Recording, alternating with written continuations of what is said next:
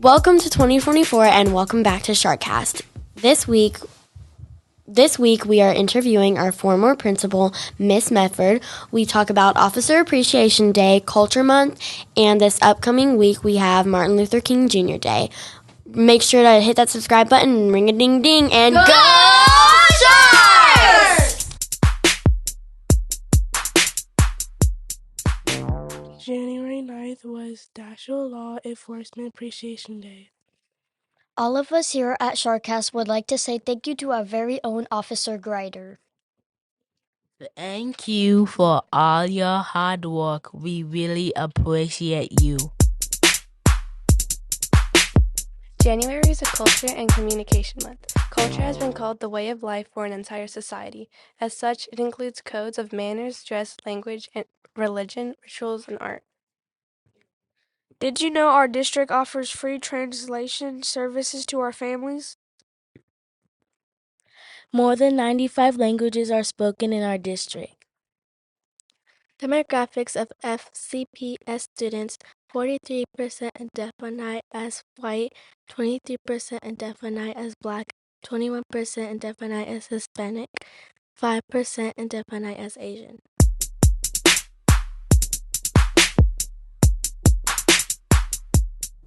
SharkCast listeners, welcome back. This is Miss Denny with our book club. A quick recap since it's been a minute since we've been together. So we are reading Out of My Mind, and Melody is our main character. Melody is in a wheelchair, has very limited mobility, can't walk, very limited motions with her hands, and is not yet using verbal words. But in our book, people are starting to catch on that she can maybe point or gaze or has a lot of words inside that she's trying to get out. And we ended chapter 7 with Melody's mom coming in and seeing what Melody's classroom was like and how her teacher was more or less treating these 9-10-year-old kids like babies, like Old MacDonald playing. So Melody's mom just ripped into her and her teacher ended up quitting. So let's see where Melody's at now. For a long time, it was just me, my mom and dad, and my goldfish, Ollie. I was 5 when we got him, and I had him for almost 2 years before he died. I guess that's old for a goldfish. Nobody knew Ollie's name but me, but that's okay. Ollie had been a prize from a carnival Dad had taken me to, and I think Ollie's life was worse than mine. He lived in a small bowl on the table in my room. The bottom of the bowl was covered with tiny pink rocks, and a fake plastic log sat wedged in the rocks. I guess it was supposed to look like something from under the sea, but I don't think there are any lakes or oceans that really have rocks that color. Ollie spent all day long swimming around that small bowl, ducking through the fake log, then swimming around again. He always swam in the same direction. The only time he'd change his course was when Mom dropped a few grains of fish food into his bowl each morning and evening. I'd watch him gobble the food, then poop it out, then swim around and around once again. I felt sorry for him. At least I got to go outside into the store and to school. Ollie just swam in a circle all day. I wondered if fish ever slept, but anytime I woke up in the middle of the night, Ollie was still swimming, his little mouth opening and closing like he was trying to say something. One day when I was about 7, Ollie jumped out of his bowl. I had been listening to music on the radio. Mom had finally figured out I liked the country western station, and I was in a good mood. The music was sounding orangey and yellowish as I listened, and the faint whiff of lemon seemed to surround me. I felt real mellow as I watched Ollie do his thing around and around his bowl. But suddenly, for no reason I could figure, Ollie dove down to the bottom of his bowl, rushed to the top, and hurled himself right out of the bowl. He landed on the table. He gasped and flopped, and I'm sure he was surprised he couldn't breathe. His eyes bulged, and the gills on his side pulsed with effort. I didn't know what to do. He died without water really fast, so I screamed. Mom was downstairs or maybe outside getting the mail, but she didn't come right away. I screamed again, louder. I cried. I yelled. I screeched. Ollie continued to flop and gasp, looking more desperate. Ollie needed water. I howled once more, but Mom didn't come running. Where was she? I knew I had to do something, so I reached over to the table and stretched out my arm. I could just barely touch Ollie's bowl. I figured if I could get the fish wet at least a little bit, I might be able to save him. I hooked my fingers on the edge of the fishbowl and I pulled. Water splashed everywhere, all over the table, the carpet, me, and Ollie. He seemed to flop a little less for a second or two, and I kept wailing. Finally, I heard my mother thundering up the stairs. When she came through the door, she took one look at the mess and the dying goldfish and shouted, "Melody, what have you done? Why did you knock over the fishbowl? Don't you know a fish can't live without water?" Of course I knew that. I'm not stupid. Why did she think I'd been screeching and calling for her? She scurried over to the mess, scooped up Ollie, and gently placed him back in the bowl. Then she ran to the bathroom, and I heard her running water, but I knew it was too late. Either because of the time out of the bowl or because the bathroom water wasn't the right temperature, Ollie did not survive. Mom came back in and scolded me. "Your goldfish didn't make it. Melody, I don't get it. Why would you do that to that poor little fish? He was happy in his little world." I wondered if maybe Ollie wasn't so happy after all. Maybe he was sick and tired of that bowl and that log and that circle. Maybe he just couldn't take it anymore. I feel like that sometimes. There was no way I could explain to Mom what had happened. I really had tried to save Ollie's life. I just looked away from Mom. She was angry, and I was too. If she hadn't been so slow, Ollie might have made it. I didn't want her to see me cry. She cleaned up the mess with a sigh and left me with my music and an empty spot on my table. The colors had vanished. It was a long time before I was ready for another pet, but on my 8th birthday, my father brought a big box into the house. He seemed to have trouble holding onto it, and when he set it on the floor in front of me, out exploded a flash of wriggling gold fun. A puppy! A golden retriever puppy. I shrieked and kicked with joy. A puppy! The clumsy little dog raced around the room, sniffing in every corner. I watched her every move, loving her right away. After exploring every table leg and piece of furniture, the puppy stopped, made sure all of us were watching, then squatted and peed right there on the carpet. Mom yelled, but only a little. That's when the dog knew she was in charge. She checked out Dad's bare toes, but she stayed away from Mom, who was trying to soak the spot out of the rug with paper towels and that spray stuff she uses in the kitchen. Finally, the puppy circled my wheelchair around and around, like she was trying to figure it out. She sniffed it, sniffed my legs and feet, looked at me for a minute, and then jumped right up onto my lap like she'd done it a million times. I barely breathed, not wanting to disturb her, and then, wow, she turned around 3 times and made herself comfortable. I think she made a noise like a sigh of satisfaction. I know I did. I stroked her soft back and head as gently as I could. I was the one who named her. Mom and Dad kept suggesting dumb names like Fuzzy and Coffee, but I knew as soon as I saw her what her name should be. I pointed to the bowl on the table which held my most favorite candies, butterscotch caramel. They're soft enough to melt in my mouth, so I didn't have to chew, and they're so delicious. "You want to call her Candy?" Dad asked. I shook my head. "No." "Caramel?" Mom asked. I shook my head once more. "Why don't we call her Stinky?" Dad suggested. Finally, Mom said, "I know, you want to call her Butterscotch." I wanted to shriek, but I forced myself to stay calm. I tried real hard not to do anything that would knock the puppy off my lap. I said softly as I continued to stroke the dog's silky fur. I didn't know that anything could even be so soft, and she was all mine. It was the best birthday I ever had. Butterscotch sleeps at the foot of my bed every night.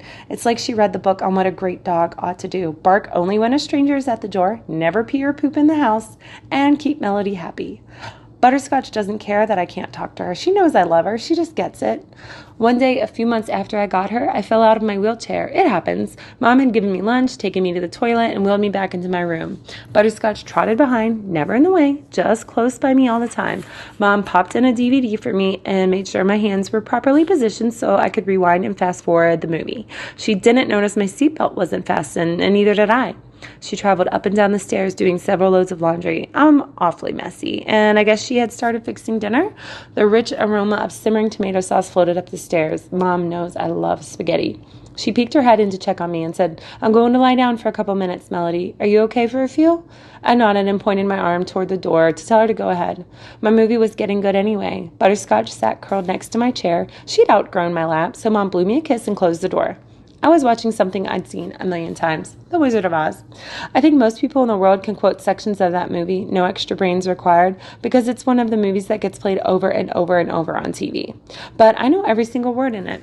I know what Dorothy will say before she even opens her mouth.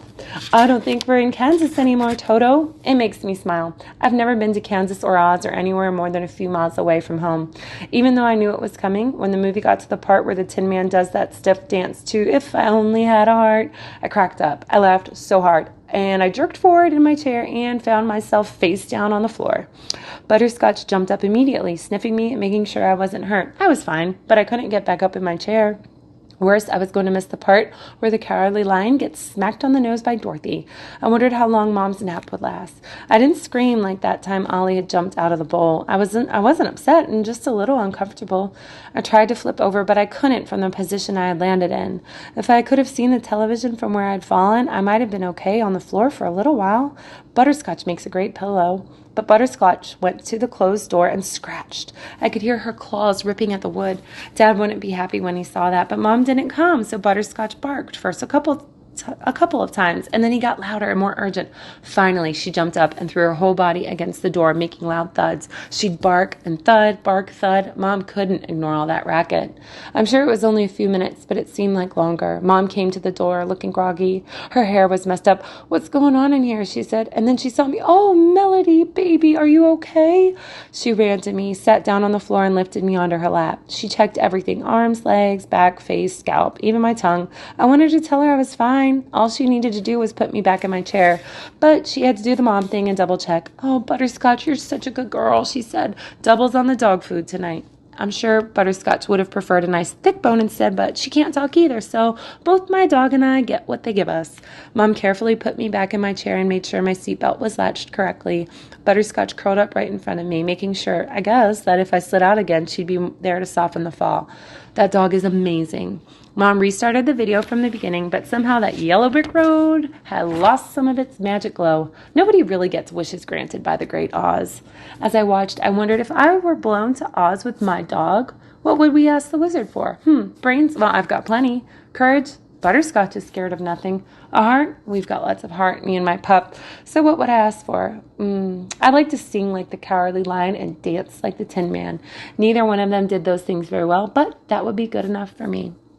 All right, thanks, SharkCast listeners. We will catch you next week. Have a good one.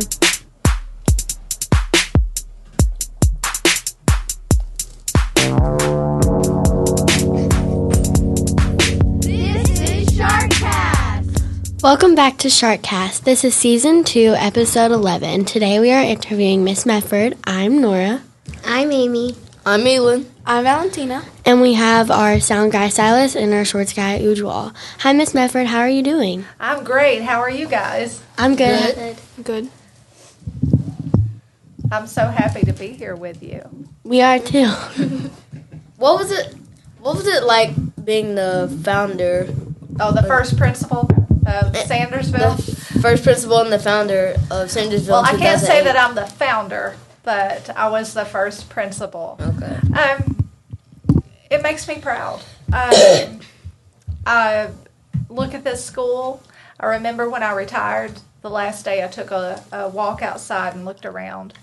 And I thought, how blessed am I that I could call this home for so many years and that I was able to open this school. We came from a lot smaller school, so we opened it with a lot more students, a lot larger staff, and we really didn't miss a beat. It was just a smaller family becoming a bigger family, and really I'm just very honored to and humbled to have been able to open this school and stay with it as long as I wanted to stay until I was ready to retire. Yeah. What were some jobs you had? Well, my mother believed in work, so as soon as I was old enough to work at 16, I worked in a convenience store that my cousin owned. And being the relative, I had to take the Thanksgiving shifts and the Christmas Eve shifts or the Christmas Day so that those families that worked there could go home and be with their family. So that was my first job, and I would work that on weekends or whenever I had time in high school. And then I worked at, while I was in college, I worked at a department store. So I always had a job. My mom was not a person, or dad, who said, you can sit home. Like, you worked. You learned a work ethic, and it kept me interested, and it made me realize, I was going to school to be a teacher, and some of the jobs I had, that just reinforced how much I wanted to be a teacher. And then when I had enough credits in college, I started substituting at the high school that I'd graduated from. So I worked even during college until I got out of college. And so my real, I guess, job as soon as I graduated college was I had a job already promised to me because we had a teacher shortage. And so in my hometown of Harlan County, it's in the mountains, I started in 1986. I graduated college in 3 years because we could take college credit in high school. So I was kind of not an overachiever, but an overworker. Like I took probably a semester of high school throughout my senior year. And then I took a couple of summer courses and was able to graduate in 3 years because I saw a teacher shortage coming. And so I wanted to get a jump on the people who were going to take 4 years to graduate. So I was a teacher from that time until 6 years in Harlan. And then we moved to Lexington. And I had 2 children and a small child, so I stayed home with the youngest one for a couple of years, and I subbed some during then until he was old enough to go to a preschool. And then I started teaching at Cardinal Valley, and I taught there until I became an assistant principal there. And then I was an assistant principal for 3 years, and then in 2005 I was hired at Lindley Elementary, which this school replaced, as the principal. And then we opened Sandersville in 2008, and I was here as principal until 2017. And now I'm back and I work for the district as an SBDM coordinator. So Wow. I still work. How did it feel being a principal when you were a principal? Busy. Work. No, you know what? I love doing it, and I know my dad didn't coin the phrase, but if you find a job that you love, you'll never work a day in your life. So even though it was a lot of work and it was hard, that's what I loved doing. If I didn't love doing it, I would have found something else to do.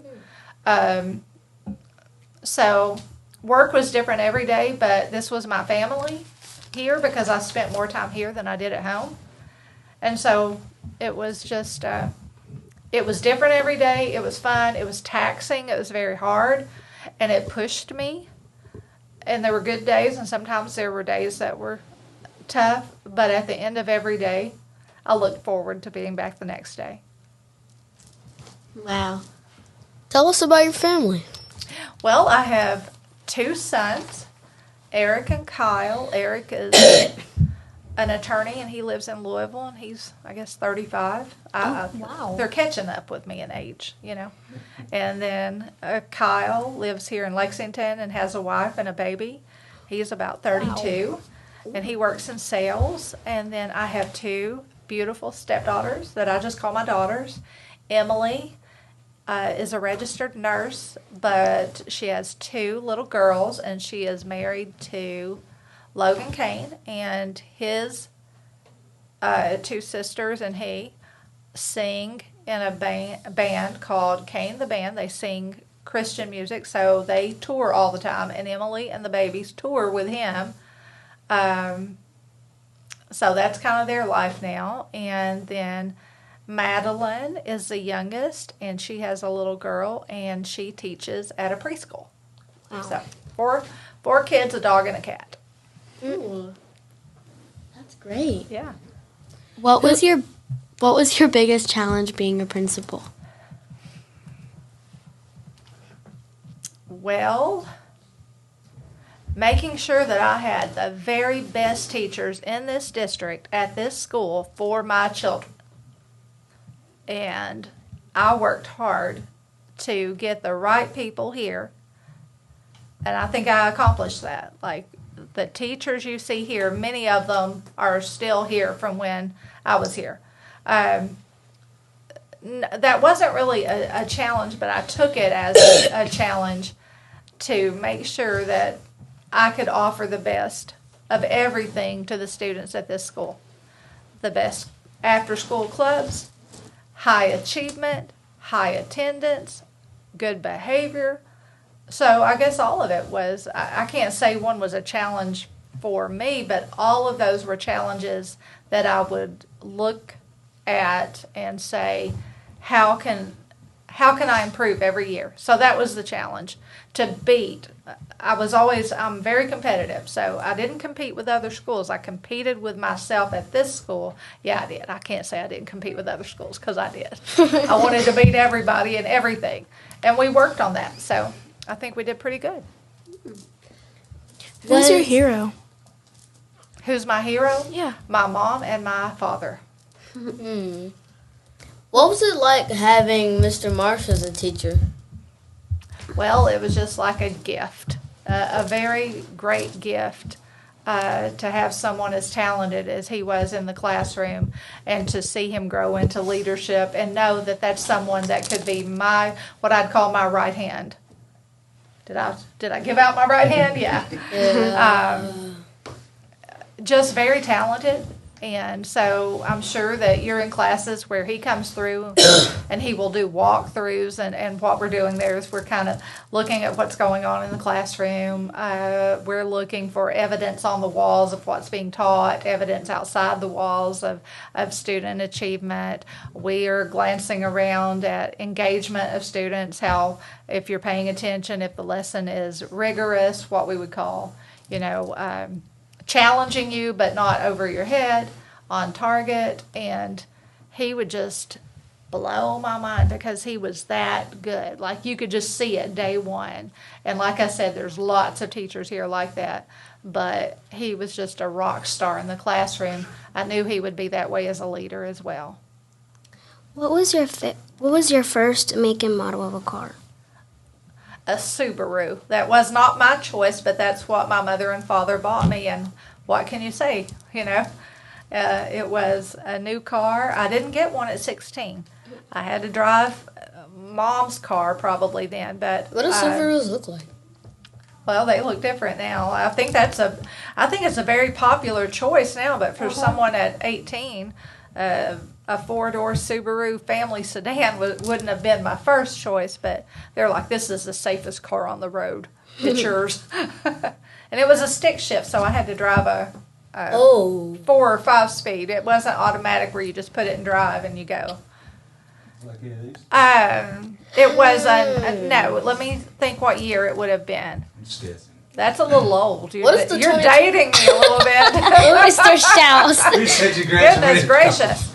I graduated high school in '83, but I'm pretty sure that model was like A 90? no.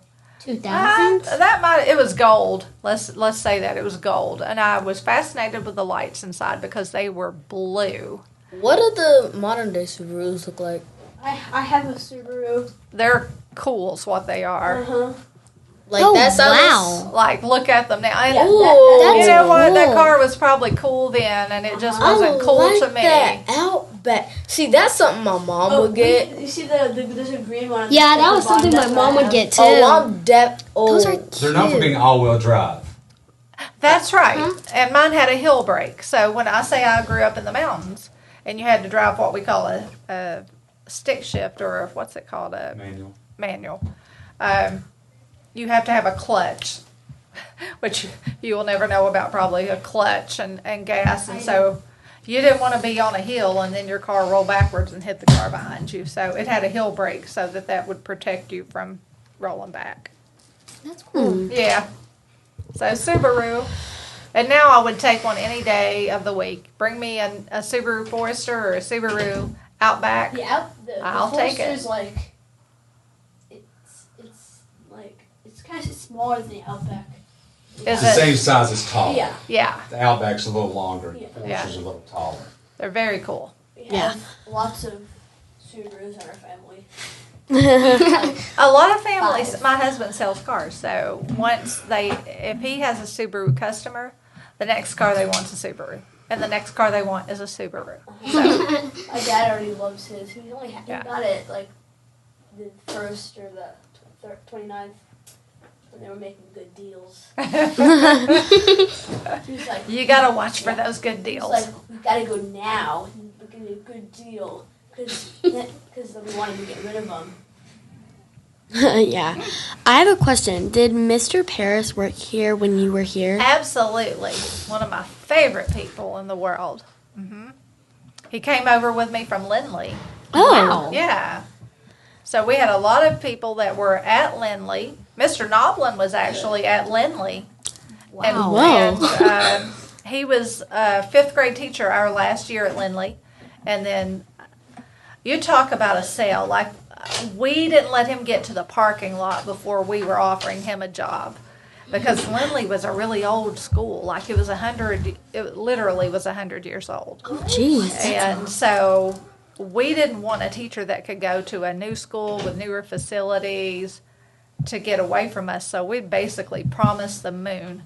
And to be able to land him as a teacher, you feel like I felt like a coach who landed a 5-star recruit with all my teachers. Like, that's the way I approach it. Coaching, I want you on my team.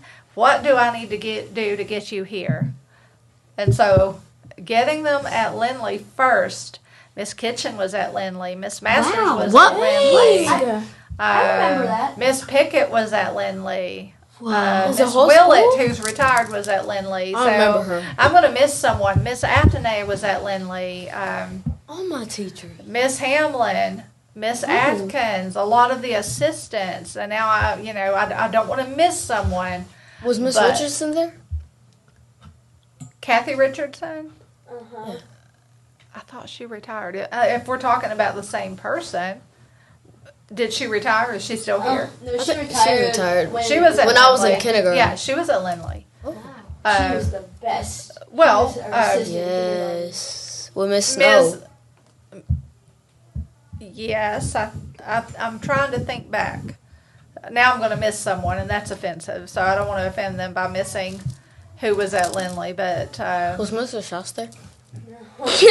so let's stop on that topic before if you want to give me a list, I'll check off who was at Lindley, or we'll let them. But we brought over our Lindley group, and then we were able to add probably, 20 new teachers plus assistants. Erica was at Lindley, first name. I can't even think. You all caused me to lose my brain right now. So yeah, lots of great people. Who was your first assistant principal? Kim Lippert, and she went on to be the principal at Arlington. How early do you wake up in the morning? Oh, I wake up plenty early. Now, if you ask me when do I get up, that's a different story. I still wake up like I'm on a clock, like 4:30, 5 a.m., 5:30. But I don't get up then. I get up and feed the dog, and then we get on the couch and we go back to sleep. Do you want to play a game? Sure. All right. Football or baseball? Baseball. Baseball or basketball? Both. Morning or night? Night. Coffee or tea? Oh, yeah. Pool or amusement park? Pool. Coffee or tea? Oh, wait. I'm thinking swimming pool. You talking about pool? Billiards? No, swimming pool. Yeah, pool. Yeah. Oh. Well, you said a game. I don't know if pool's a game. Teaching or driving? Teaching. You don't want to be behind What me question is that? when I'm driving. Teaching? Teaching. Hair school or just school? What did you say? Hair school or just school? School. Just school. Just school. Principal or teacher? Teacher. Oh. Yeah. It takes a good teacher to be a good principal. So you got to go back to your roots. Yeah. Coke or Coke. Pepsi? You don't even have to say another word. I'm with her. I'm with her. Coke, 0. That's why I retired. Never going to get Coke back in school. Always Pepsi products. Cheese pizza or pineapple on pizza? I like them both. Say pepperoni and sausage then. Pepperoni and sausage. The meats, all the meats. Yeah. If you could play in any movie, what movie star would play you? I know what. What's her name? I know. I got. What movie star would play me? Yeah. I'd rather know what movie star I get to play with. Dolly Parton. Yes. Yes. Okay. Dolly Parton. I would be honored. I think Dolly Parton looks a lot like. Well, Dolly Parton's I'm doing very the honored best. then. Dolly Parton. Other than she's 80 years old and I'm not. Yeah. Would you rather be at a football game or a baseball game? Like not football or baseball, just like which one would you rather be at? Baseball, because my son played baseball all through Which high school. one? The Kyle, the Okay. youngest. Yeah. He played high school and a little bit in college, so baseball. What did you do here at Sandersville before you retired? Besides principal. I think that's the only thing. Let's see. I felt like an event planner. We planned events for students all the time to encourage them to come to school, and I don't know. We did a lot of fun activities. So, like I said, we played hard and we worked hard and we played hard. So if I wasn't working, I was playing. Yeah. Would you rather have like cafeteria food or make your own food? Cafeteria food, yeah. I had it every day here. I loved it. Let's see. Texas Roadhouse or Logan's? Texas Roadhouse. Sure. Yep.